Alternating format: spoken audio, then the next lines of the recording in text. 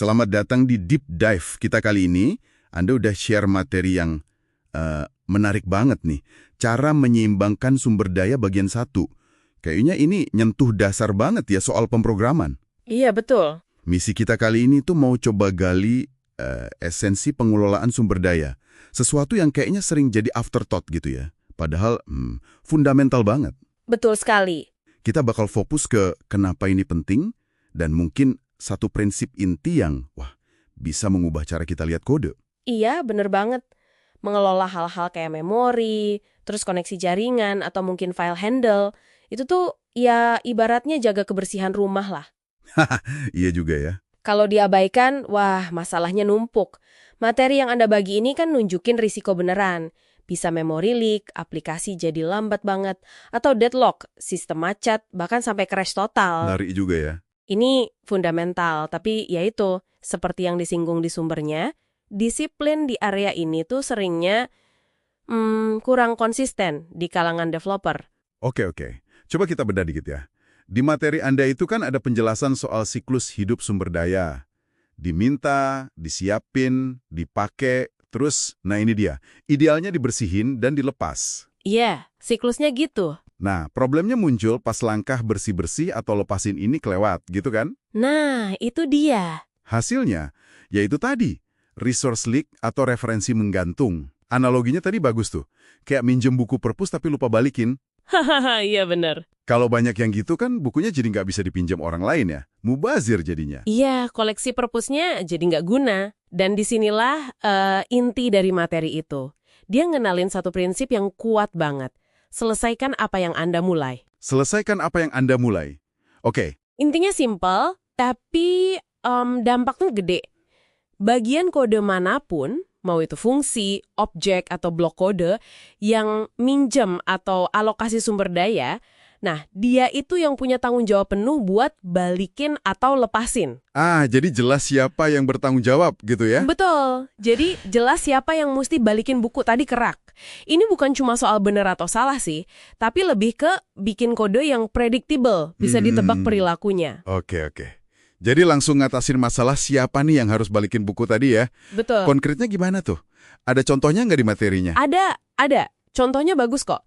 Di bahasa C, misalnya, kalau kita pakai fopen buat buka file, Iya, fopen. ya kita juga yang wajib panggil fclose buat nutupnya. Oke, pasangan ya? Nah, di C++, ini seringnya udah diotomatisasi. Lewat mekanisme yang namanya distractor di dalam class. Oh, distractor. Pernah dengar tuh. Ini nyambung banget sama pola desain RAII. Resource Acquisition is Initialization. Itu juga dibahas kan di materinya. Iya, disebutin juga tuh RAII. Gimana tuh maksudnya? Nah, RAII itu intinya kita bungkus sumber daya itu di dalam sebuah objek gitu. Jadi pas objeknya dibuat, sumber dayanya sekalian didapetin. Oke, pas dibuat langsung dapat. Terus pas objek itu selesai masa hidupnya, misalnya keluar dari scope atau dihapus gitu, distractornya otomatis kepanggil. Otomatis. Iya, otomatis buat ngelepasin sumber dayanya. Jadi ini cara yang elegan lah buat mastiin prinsip selesaikan apa yang Anda mulai itu jalan sendiri, otomatis. Wah, keren juga ya. Jadi nggak perlu ingat-ingat manual. Kurang lebih begitu. Dan yang menarik lagi, banyak bahasa modern sekarang udah nyediain fitur bawaan buat mempermudah implementasi pola kayak gini. Oh iya, fitur bawaan kayak apa tuh contohnya? Materinya nyebutin beberapa, jadi nggak cuma ngandelin disiplin programmer aja nih. Kayak di Python itu ada with statement. With statement. Sering lihat itu. Di C# ada using statement. Terus di JavaScript ya pola try finally itu umum banget dipakai buat hal serupa. Oke, try finally ya. Semuanya dirancang tujuannya sama. Ngejamin kode pembersihannya tuh pasti jalan.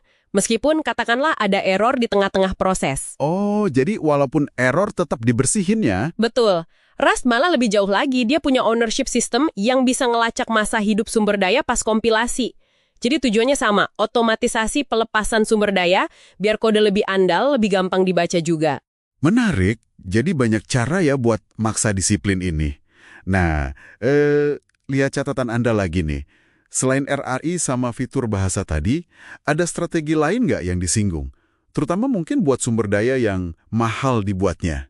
Kayak koneksi database gitu. Oh, ada. Betul. Materi ini juga nyinggung konsep resource pooling. Pooling ya? Ya, resource pooling. Seringnya diimplementasiin pakai factory pattern. Bayangin aja kita punya kolam isinya koneksi database yang udah siap pakai. Kayak kolam renang gitu ya? Haha, bisa jadi. Jadi daripada repot bikin koneksi baru tiap kali butuh, itu kan makan waktu sama sumber daya ya.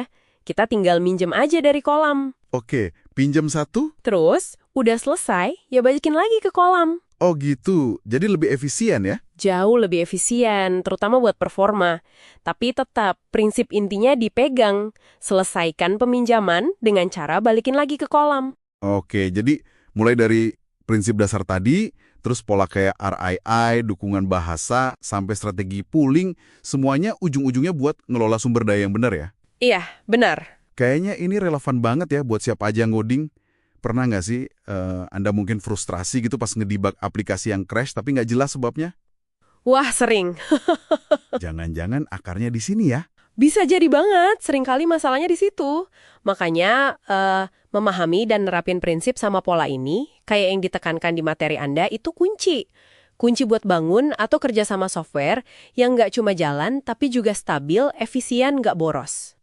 Benar juga. Ini bukan sekedar nice to have, tapi ini fondasi.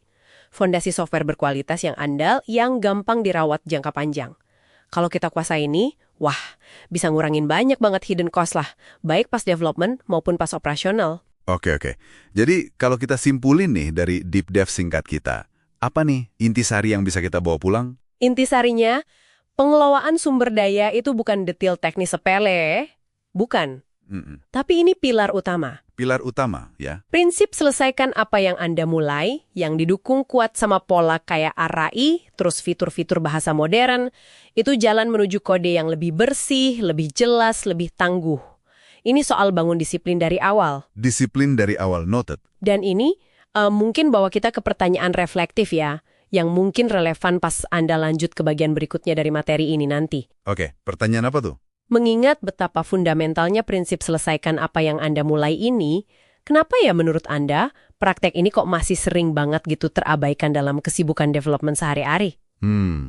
Pertanyaan bagus tuh. Dan gimana caranya kita, baik sebagai individu atau tim, bisa lebih proaktif gitu, nanemin disiplin ini sebelum masalahnya muncul, sebelum memory leak atau crash itu kejadian dan bikin dampak negatif. Wah, iya juga ya. Gimana caranya biar proaktif? Nah, itu pertanyaan buat Anda renungkan lebih lanjut. Siapa tahu di bagian selanjutnya dari materi itu ada jawabannya kan? Bisa jadi, bisa jadi. Oke, menarik sekali diskusinya. Terima kasih banyak ya. Selamat datang kembali di Selaman Mendalam kita. Kita lanjut lagi nih soal menyeimbangkan sumber daya. Kali ini kita fokus ke implementasi sama praktek terbaiknya ya. Pakai catatan dan contoh kode yang udah Anda bagiin. Misi kita ngertiin gimana caranya bikin manajemen sumber daya yang tangguh gitu di macam-macam bahasa pemrograman. Pasti Anda pernah dengar atau malah ngalamin sendiri lupa nutup file atau koneksi database. Itu tuh yang namanya resource leak, bisa bikin aplikasi aneh perilakunya atau malah berhenti. Nah, ayo kita bedah bareng-bareng. Betul. Dan yang seru tuh gimana cara ngatasinnya itu berkembang ya. Awalnya mungkin sepele kelihatannya, cuma lupa close. Tapi efeknya bisa gede, apalagi kalau sistemnya kompleks atau jalan terus. Ini nggak cuma soal file loh, tapi ya semua sumber daya yang terbatas lah, kayak koneksi, memori, log juga. Oke, coba kita lihat contoh di Ruby deh. Di catatan Anda, ada kode yang agak jadul ya, fungsi buka file, read customer data, pisah sama yang make, update customer. Terus nutup filenya, file.close di fungsi pembaca. Kayaknya rapi, tapi kok katanya rapuh ya? Kalau ada error sebelum close gimana? Nah, itu dia. Itu misahin tanggung jawab yang mestinya jadi satu. Gampangnya, siapa yang pinjem, dia yang balikin. Perbaikan pertama, kayak di catatan Anda, mindahin logikanya ke dalam blok try.ensure di fungsi yang make itu. Jadi blok ensure ini pasti dijalankan. Mau ada error atau enggak di try, file.close tetap kepanggil. Jauh lebih aman. Terus ada cara Ruby yang lebih modern nih, pakai blok file.open do file.n. Ini rasanya kayak sulap dikit ya. Filenya otomatis ketutup pas bloknya selesai. Lebih pendek sih iya, tapi kenapa ini dianggap lebih aman dibanding cuma disiplin pakai try.ensure? Ya, karena ini ngilangin kemungkinan kita lupa, kan? Programmer jadi nggak perlu ingat buat nulis ensure sama close. Udah dihandle sama bahasanya. Ini ngurangin beban mikir sama resiko human error gitu. Konsep pembersihan otomatis ini jadi kayak benang merah di banyak bahasa modern. Ini bukan sekedar fitur keren, tapi ya respons buat software yang makin rumit aja. Oke, oke. Jadi ini pola penting ya. Gimana bentuknya di bahasa lain? Di Python, catatannya nunjukin pakai with statement. Ya, with di Python itu kerjanya bareng context managers.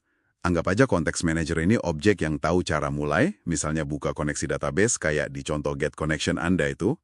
Dan dia juga tahu cara beresin, nutup koneksi atau rollback kalau ada error. Otomatis pas kita keluar dari block with. Lagi-lagi, programmernya jadi bebas, nggak usah nulis try finally manual buat ini. Asin thread lock gitu ya. Contoh increment, itu kan ada lock.unlock di finally. Jadi kalaupun ada exception, si lock ini pasti dilepas biar nggak deadlock. Persis. Nah, kalau di C++ ada pola yang, wah, pengaruhnya gede banget. RAII. Itu singkatan dari Resource Acquisition is Initialization. Artinya, sumber daya itu diambil pas objek dibuat, di konstruktor, terus otomatis dilepas pas objeknya hancur, di destruktornya. Contoh file handle Anda itu open di konstruktor, close di destruktor. Ini juga yang jadi dasar manajemen memori C++ modern, kayak std unique ptr di 3-node itu. Pas 3-node induk dihapus, unique ptr otomatis ngapus anak-anaknya. Ini cocok banget sama filosofi C++ soal control lifetime object yang jelas gitu. Jadi intinya siklus hidup sumber daya itu diikat ke scope atau ke umur objeknya ya. Pas scope atau objeknya selesai ya udah beres otomatis. Tanggung jawabnya pindah dari programmer ke bahasa atau polanya. Tapi apa otomatisasi ini selalu oke? Misal di C++ tadi, ada nggak sih situasi performa tinggi gitu? RAII malah jadi lambat? Pertanyaan bagus tuh. Umumnya sih overhead RAII itu kecil banget dan seringnya bisa dioptimasi sama compiler. Manfaat amannya biasanya jauh lebih gede daripada kemungkinan biaya performa yang kecil itu. Ya, mungkin ada kasus super spesifik ya, tapi buat sebagian besar aplikasi, RAII itu bagus banget. Selain pola-pola ini, penting juga buat bisa ngelacak penggunaan sumber daya, apalagi pas debugging. Contoh resource tracker sederhana di Python itu oke juga. Catat pas dipinjem, catat pas dibaikin, terus cek ada sisa nggak. Atau pakai design by contract, semacam janji kalau fungsi ini nggak bakal ninggalin bocor. Oke, jadi ini ngebawa kita ke beberapa praktek terbaik yang bisa langsung Anda terapi nih. 1. Konsisten. Pilih satu pola, entah RAI, with, try with resources Java, block Ruby, atau try finally, terus pakai itu terus secara konsisten. 2. Exception safety. Utamain pola yang jamin pembersihan tetap jalan meskipun ada error. 3. Lokalitas. Sebisa mungkin, deketin antara pas ngambil sumber daya sama pas ngelepasinya di kode. Jangan buka di awal, nutupnya nanti jauh banget. 4. Monitoring. Pakai alat kayak profiler atau tracker sederhana kalau Anda curiga ada kebocoran. Yap. Dan pas nge-review kode, coba tanya deh, tiap ambil sumber daya, ada balikinnya yang jelas dan aman nggak? Gimana kalau ada exception pas di tengah? Umur sumber dayanya kekontrol nggak? Sip, jadi apa artinya semua ini buat Anda di luar sana? Ngelola sumber daya dengan benar itu bukan sulap tapi soal disiplin. Disiplin nerapin pola yang pas secara konsisten. Anggap aja investasi biar aplikasi Anda lebih stabil dan gampang diurus nanti. Intinya ya balik lagi ke prinsip dasar. Selesaikan apa yang kamu mulai. Fitur bahasa sama pola desain ini cuma cara-cara canggih buat mastiin prinsip simpel itu jalan terus di dunia software yang ruwet ini. Oke, sebagai penutup, ini ada pemikiran buat Anda. Kalau pola-pola ini sepenting itu, gimana kalau Anda mulai mikirinnya dari awal? Pas lagi ngerancang, sebelum ngetik kode. Mikirin gimana siklus hidup tiap sumber daya, file, koneksi, memori, log, bakal diatur. Kira-kira perubahan cara pandang ini bisa ngubah kualitas software yang Anda bikin nggak ya?